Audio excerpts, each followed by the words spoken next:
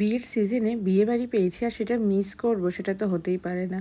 যাই হোক ২ বছর মাম্মাম পেটে থাকাকালীন এবং মাম্মাম ছোট থাকাকালীন তো অনেক বিয়েবাড়ি মিস করেছি। কিন্তু মাম্মাম এখন একটু বড় হয়েছে, তো ওকে নিয়ে যাওয়ার মতো হয়েছে। তো সেই জন্য বিয়েবাড়ি মিস করা চলবে না।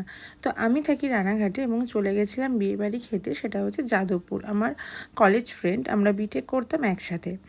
তো যাদবপুর মেয়েকে নিয়ে দিনের দিন গিয়ে দিনের দিন ফেরা কোনো মতেই সম্ভব না। তো সোদপুরে আমার জেজেদের ফ্ল্যাটে আগের দিন গিয়ে স্টে করে আমরা তার পরের দিন মানে 26 জানুয়ারি আমার ফ্রেন্ডের রিসেপশান ছিল। তো সেই রিসেপশন আমরা অ্যাটেন্ড করেছিলাম। তো মাম্মামের বলতে পারো ফার্স্ট টাইম কলকাতা যাওয়া। এর আগে মাম্মাম সোদপুর গেছে, বাট কলকাতা কোনো মানে ইনভাইটেশন অ্যাটেন্ড করতে মাম্মাম ফার্স্ট টাইম গেছে। মামামকে নিয়েই গেছি, কোনো অসুবিধাই হয়নি।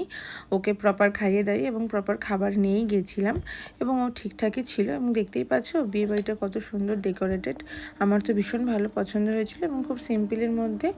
আর খাওয়ার মেনুগুলোও তোমরা দেখলে অসাধারণ ছিল। এইটা সবথেকে ইন্টারেস্টিংয়ের একটা জায়গা। এবং সব শেষে হচ্ছে গণপতি বাপ্পা। তোমাদের ভিডিওটি কেমন লাগলো আমাকে জানিও। টাটা।